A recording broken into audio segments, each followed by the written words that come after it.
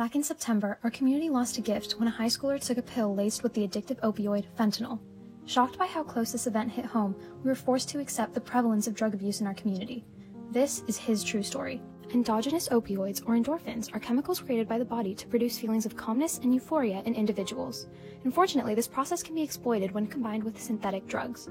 Opioids are a highly addictive class of painkillers that trigger an immense release of endorphins, which lessen with each intake.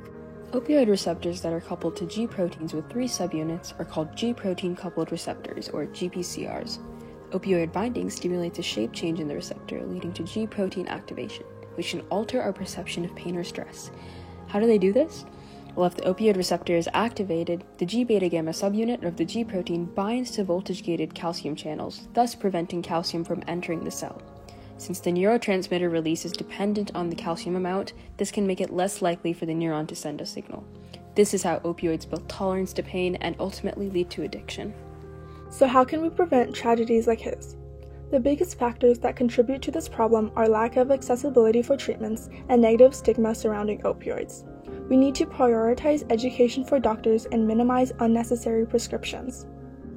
Additionally, we need to make the non-addictive drug naloxone accessible and train bystanders to inject or spray the drug into victims during those first crucial moments of overdose.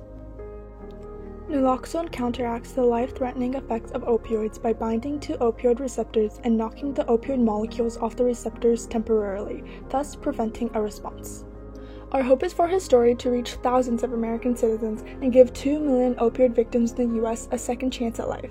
If we had all been more aware of the harsh consequences of opioids, maybe he would still be a happy teenager, cheering on his school's football team or ready to attend college this fall.